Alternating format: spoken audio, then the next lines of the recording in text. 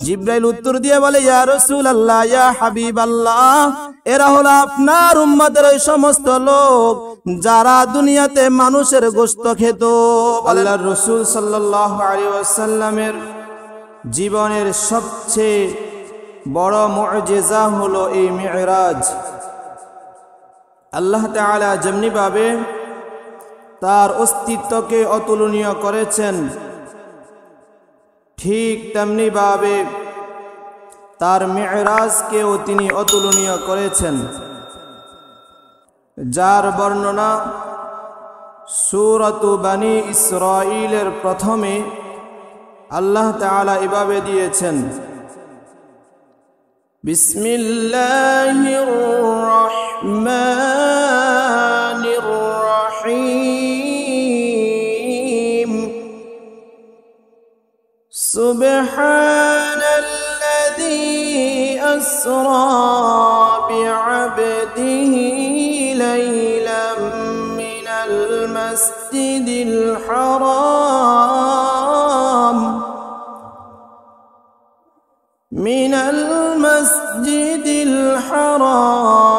إلى المسجد الأقصى الذي باركنا حوله لنريه من آياتنا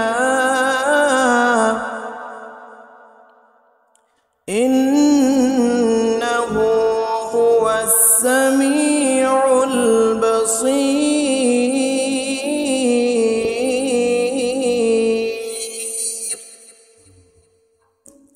আল্লাহ পাক রব্বুল আলামিন কুরআনুল কারীমে সূরা বনী ইসরাঈলের শুরুতে ইরশাদ করেন, পরম করুণাময় ও মহিমাময় সত্তা তিনি, যিনি তার বান্দাকে রাত্রিতে ভ্রমণ করিয়েছেন মসজিদে হারাম থেকে মসজিদে আকসা পর্যন্ত, যে মসজিদে আকসার চারদিকে আমি বরকত দিয়ে পরিপূর্ণ করে দিয়েছি, পর্যাপ্ত পরিমাণে বরকত দিয়েছি, যাতে আমি আমার বান্দাকে, আমার হাবিব মুহাম্মদ সাল্লাল্লাহু আলাইহি ওয়াসাল্লামকে আমার কিছু নিদর্শন দেখিয়ে দেই। নিশ্চয় তিনি সর্বস্রষ্টা এবং সর্বশ্রোতা। আল্লাহ তাআলা তার হাবিব মুহাম্মদ সাল্লাল্লাহু আলাইহি ওয়াসাল্লামকে মিরাজ করিয়েছেন মসজিদে হারাম থেকে মসজিদে আকসা পর্যন্ত তার ইসরা হয়েছে। তবে রাসূল সাল্লাল্লাহু আলাইহি ওয়াসাল্লামের এই মিরাজ কত সনে হয়েছে এবং কোন মাসে কত তারিখে হয়েছে, এই সম্পর্কে উলামায়ে কেরামের বিভিন্ন মত রয়েছে। এই সম্পর্কে প্রায় 16টি মত উল্লেখ হয়েছে। এই সম্পর্কে বিশুদ্ধ এবং উল্লেখযোগ্য মত হল, হিজরতের 1 বা 1.5 বছর পূর্বে আল্লাহ রাসূল সাল্লাল্লাহু আলাইহি ওয়াসাল্লামের মিরাজ হয়েছে। রাসূলের এই মিরাজ সত্য, অর্থাৎ তিনি সশরীরে জাগ্রত অবস্থায় তিনি উর্দাকাশের ভ্রমণ করিয়েছেন, এটি সত্য, এবং রাসূল সাল্লাল্লাহু আলাইহি ওয়াসাল্লাম জাগ্রত অবস্থায় মিরাজ করেছেন। এতটুকু বিশ্বাস রাখা প্রত্যেকটি মুমিনের অপরিহার্য কর্তব্য। এখন এই মিরাজ কেন হলো, মিরাজের প্রেক্ষাপট কি,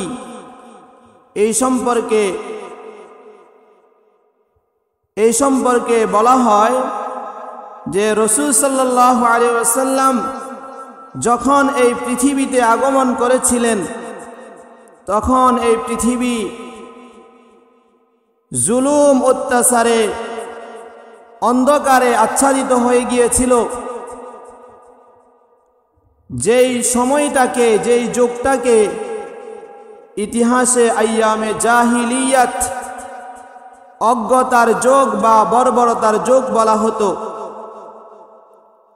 ওই যুগে এমন কোনো গুনার কাজ বাকি ছিল না যেটি মানুষ করত না, যার বর্ণনা বিভিন্ন কবি সাহিত্যিকগণ তাদের কবিতা ও লিখনীতে এভাবে তুলে ধরেছেন। আমাদের জাতীয় কবি কাজী নজরুল ইসলাম বলেছেন, এশিয়া, ইউরোপ, এই পৃথিবীর যত দেশ নেমেছিল প্রতিযোগিতায় দেখিতে পাপের শেষ। এই মুহূর্তে আল্লাহর রাসূল সাল্লাল্লাহু আলাইহি ওয়াসাল্লামকে আল্লাহ তাআলা এই পৃথিবীতে প্রেরণ করেছিলেন, ইসলামের দাওয়াত দিয়ে নবুয়ত দান করেছেন। রাসূল সাল্লাল্লাহু আলাইহি ওয়াসাল্লাম নবুয়ত পাওয়ার পরে যখন মানুষদেরকে ইসলামের দাওয়াত দিতেছিলেন, তখন তার উপর চতুর্দিক থেকে জুলুম অত্যাচার এর স্টিম রুলার বেয়ে আসলো। তিনি এবং সাহাবায়ে কেরাম দুর্দশার জিন্দেগি যাপন করতেছিলেন। সব সময় সর্বমুহূর্তে তাদের অন্তরে আতঙ্ক ছিল, কখন কোন দুর্ঘটনার সম্মুখীন হতে হয়। এই ভয়ে তারা রাত্রিতে ঠিকমতো ঘুমাইতে পারতেন না। রাসূল সাল্লাল্লাহু আলাইহি ওয়াসাল্লামের সান্ত্বনা দেওয়ার জন্য এমন ওই সময়ের মধ্যে ঘরের বাহিরে ছিলেন রাসূলের চাচা আবু তালিব, ঘরের ভিতরে ছিলেন তার সহধর্মিনী প্রিয়তমা স্ত্রী খাদিজাতুল কুবরা রাদিয়াল্লাহু তাআলা আনহা। তারাও এই বছর পৃথিবী থেকে বিদায় নিয়েছেন। এই জন্য ইতিহাসে এই বছরকে আমুল হুজন বলা হয়, বেদনার বছর বলা হয়। তখন আল্লাহর রাসূল সাল্লাল্লাহু আলাইহি ওয়াসাল্লাম মক্কা থেকে তায়েফে হিজরত করলেন। তায়েফে গিয়ে তায়েফের লোকদেরকে ইসলামের দাওয়াত দিতে থাকলেন। তখন তায়েফের লোকেরা ইসলাম ধর্ম গ্রহণ করেনি, বরং তায়েফের ছোট ছোট কচি বাচ্চাদেরকে রাসূলের বিরুদ্ধে লেলিয়ে দেওয়া হয়েছে। বলেন নাউযুবিল্লাহ। তারা রাসূল সাল্লাল্লাহু আলাইহি ওয়াসাল্লামকে পাগল বলে পাথর নিক্ষেপ করেছিল। পাথরের আঘাতে আল্লাহর রাসূল সাল্লাল্লাহু আলাইহি ওয়াসাল্লামের পা মুবারক রক্তে রঞ্জিত হয়ে গিয়েছিল। এই অবস্থা দেখে আল্লাহ তাআলার আরশে আজিম কেঁপে উঠল।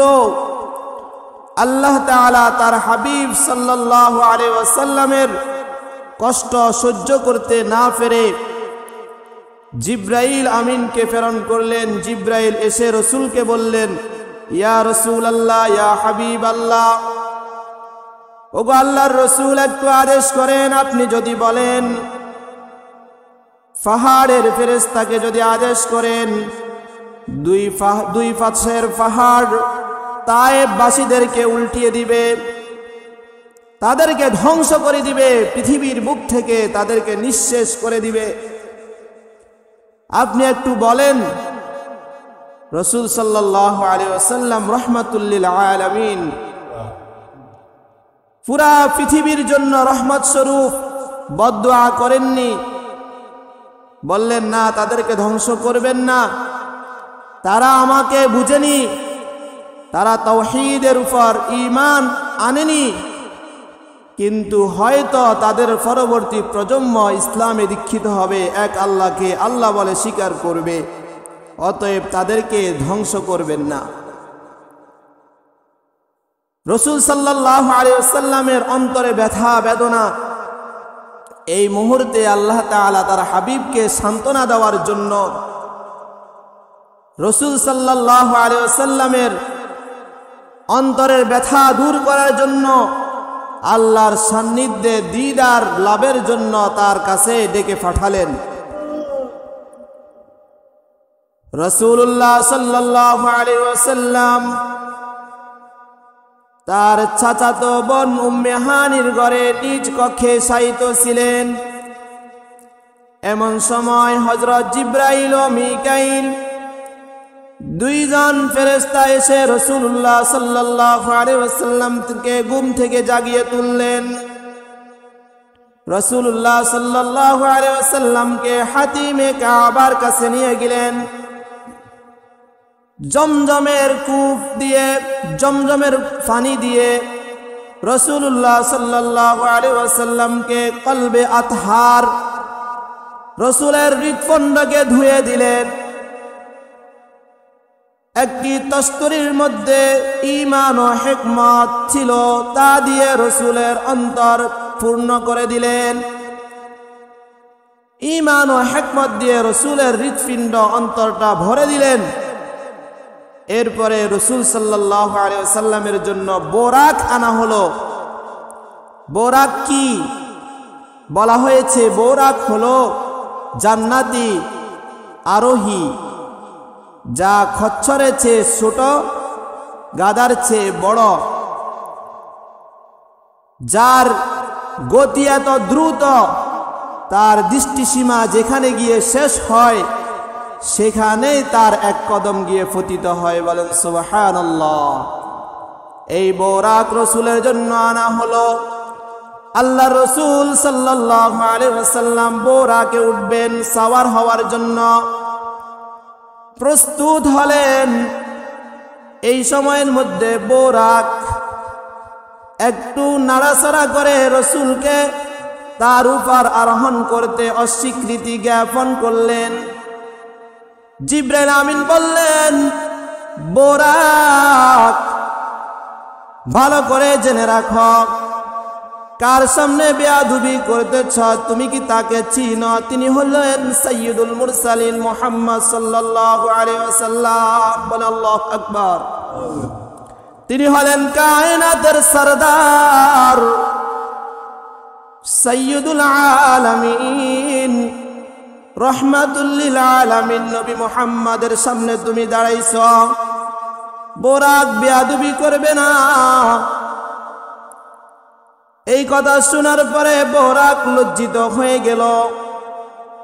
লজ্জাবনত হয়ে তিনি রাসূলের কাছে ক্ষমা চাইলেন।